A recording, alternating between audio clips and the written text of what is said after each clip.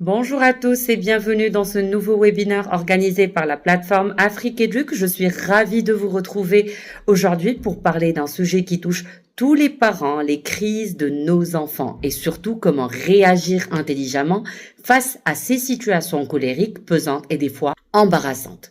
Je commence par me présenter. Je suis Madame Ima Benjeloun, professeure et conférencière en psychologie cognitive. J'accompagne les parents dans le développement cognitif et émotionnel de leurs enfants. Et aujourd'hui, je vais vous donner des stratégies, des clés concrètes pour gérer ces situations parfois difficiles avec beaucoup plus de sérénité. Car votre enfant n'est pas en mesure, n'est pas encore assez mature pour se faire une crise, pour vous embêter. Mais certainement, il y a toujours une raison derrière ces comportements qui sont des fois inadaptés. Donc, les objectifs de ce webinaire sont clairs. Donc, dans un premier temps, on va comprendre ce qui vient déclencher ces crises pour mieux y répondre. Deuxièmement, on va voir comment on peut éviter les erreurs classiques qui vont venir aggraver la situation. Par la suite, on va découvrir des stratégies réelles pour désamorcer les tensions et apaiser aussi votre quotidien. Et comment vous pouvez aider votre enfant à mieux gérer ses émotions, c'est-à-dire l'aider à faire une régulation émotionnelle bien sûr pour un environnement familial qui est plus sain. En tant que parents et éducateurs, on était tous un jour face à une situation, soit de violence, soit de colère, et qu'on voulait arrêter par n'importe quel moyen. Donc, on voulait juste arrêter le comportement coûte que coûte. Alors, qu'est-ce qu'on fait? Bien sûr, on va recourir aux méthodes classiques, on va punir, on va crier, on va négocier. Mais si je vous dis que ce genre de réactions vont aggraver les choses et ils vont amplifier la colère de l'enfant. Donc aujourd'hui, on va voir ensemble ce qui se cache derrière ces crises et surtout comment y répondre intelligemment et efficacement. Les trois principales causes derrière les comportements inadaptés ou les crises des enfants sont trois. La première chose, c'est qu'un enfant a toujours besoin d'attention. Il vous dit indirectement, même à travers ses bêtises, que maman, maîtresse, regarde-moi, je suis là et j'ai besoin de toi. Par exemple, des fois, vous êtes en train de parler avec une collègue, un ami au téléphone ou une aide avec vous en classe, et là, l'enfant commence à faire du bruit, à crier ou même jeter ses affaires ou ses jouets. Pourquoi? Parce que tout simplement, il veut exister à vos yeux. Il préfère recevoir une attention négative plutôt que de ne recevoir aucune attention. Et cela reste instinctif chez lui. Il ne réfléchit pas en se disant « Tiens, je vais les embêter, je vais embêter les adultes », mais il se dit que si je fais ça, si je produis ce comportement, même si c'est pour me gronder, l'adulte va me regarder et il va me parler. Donc là, comment on peut réagir? Avant que l'enfant ne fasse une bêtise, il faut lui donner beaucoup d'attention. On va prendre par exemple 2 minutes, le temps de lui faire un petit câlin, d'échanger le regard. Je peux aussi lui donner une mission qui peut le valoriser, par exemple, tiens, tu peux donner à ton camarade son porte-vue, viens par exemple à la maison, tu peux venir m'aider débarrasser la table, tu peux me rendre un service en m'apportant ceci ou cela, ou peu importe la mission que vous lui donnez, le plus important, c'est que l'enfant doit se sentir valorisé, il doit se sentir respecté et il doit se sentir important à vos yeux. Donc, le plus important dans tout ça, c'est de lui prêter attention et de lui faire sentir votre intérêt. Et là, vous verrez souvent un enfant qui se sent vu et écouté. C'est un enfant qui n'a pas besoin de provoquer toute une scène pour attirer votre attention. La deuxième raison derrière les crises, l'enfant a toujours besoin de se libérer de son stress et de sa fatigue. Pareil que les adultes, des fois, vous rentrez du travail fatigué et la moindre contrariété à la maison va vous faire exploser. Eh bien, c'est pareil pour un enfant.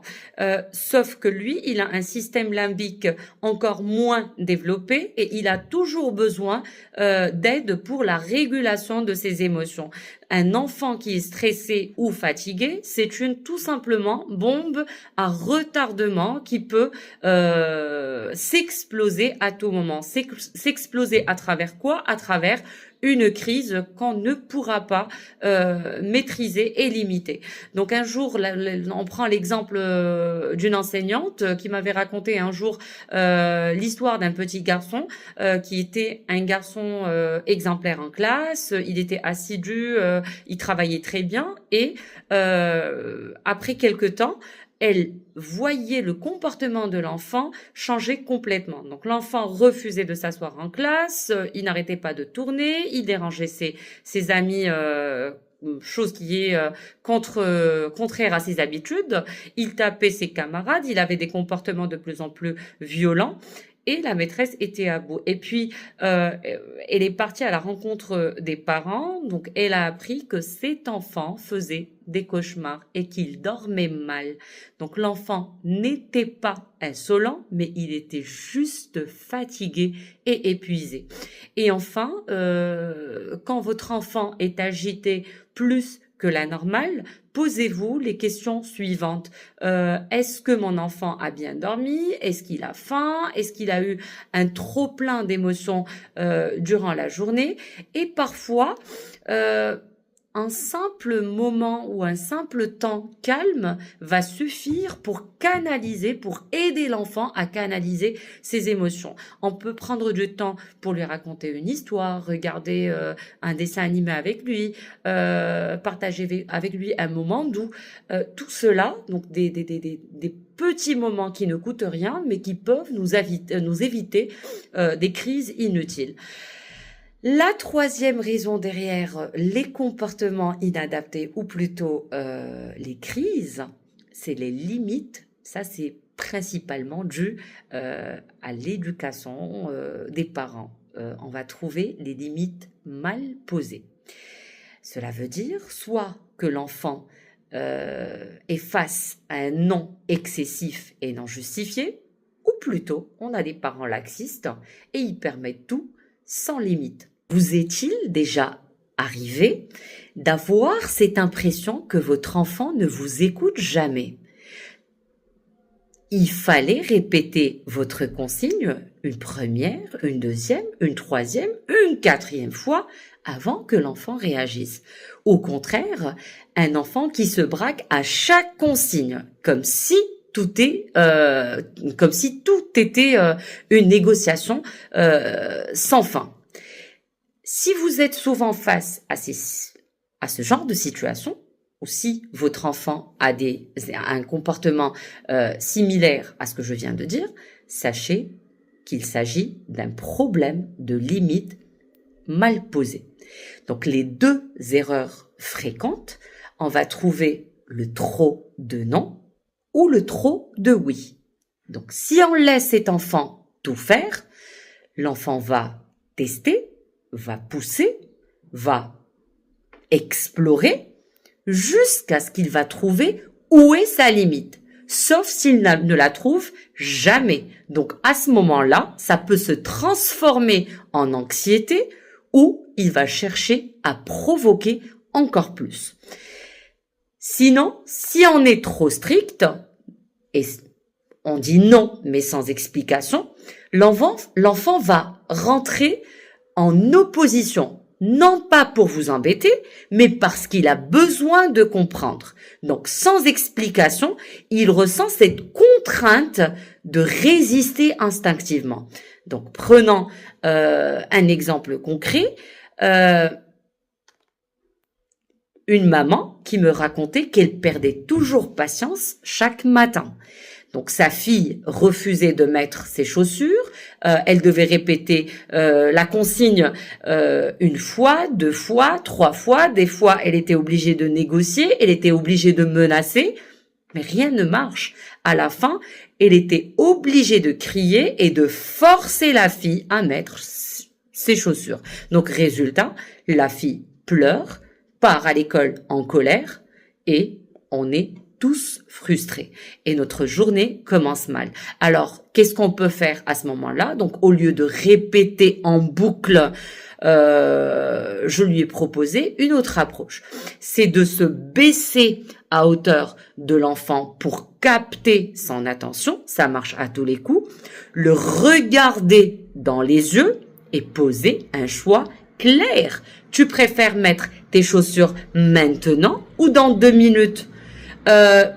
C'est le cas aussi des vêtements, donc des enfants qui se tapent une crise chaque matin parce qu'ils refusent de mettre ce qu'impose maman. Donc le soir, avant de dormir, vaut mieux laisser le choix à cet enfant. Donc lui dire, bon, ça va être une alternative guidée. Le soir avant le coucher, donc je prépare 2-3 tenues et là je donne le choix à l'enfant. Je lui dis tu veux porter ça ou ça et automatiquement l'enfant va choisir une tenue et le lendemain il va la porter sans aucun problème parce qu'il a cette impression que c'est son choix personnel qu'il va pas refuser. Pourquoi le choix alternatif marche à tous les coups? Parce que l'enfant garde un sentiment de contrôle tout en respectant la consigne. Et bien sûr, l'enfant va exécuter la consigne immédiatement, sans cri ni conflit. Quand un enfant fait une crise, ce n'est pas toujours qu'il veut s'opposer, mais qu'il a besoin de se sentir vu, écouté. Il a aussi besoin de sentir qu'il existe et qu'il a une prise sur ce qui lui arrive. Et c'est là que le choix contrôlé devient une solution très importante et qui marche à tous les coups. Plutôt que d'imposer d'un ton sec, va faire tes devoirs maintenant et tout de suite. On peut formuler ça autrement. Tu veux faire tes devoirs maintenant ou plus tard dans la soirée? Donc, la consigne reste la même, mais la manière de présenter change tout. Donc l'enfant sent qu'il décide, qu'il participe sans avoir besoin de se poser parce que il se sent acteur de sa décision sans être dans l'opposition et sans recourir aux crises. Ce qu'on appelle en psychologie le sentiment de contrôle. Donc l'enfant développe au même temps ce sentiment de contrôle. C'est un mécanisme qui va venir aider l'enfant à apprendre à réguler ses émotions parce que ça va lui permettre de diminuer son stress. On va pas lui imposer quelque chose, mais c'est à lui de choisir ce qu'il veut faire.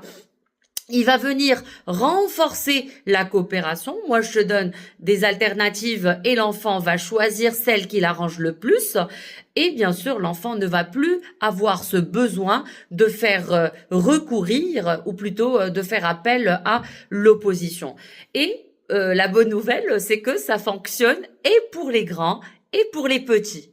En résumé, les limites doivent être claires mais au même temps flexibles. Donc, il faut éviter les ordres secs qui génèrent souvent de la résistance. Ça nous arrive même nous en tant qu'adultes. Il faut aussi privilégier les choix maîtrisés et contrôler pour encourager aussi l'autonomie de l'enfant.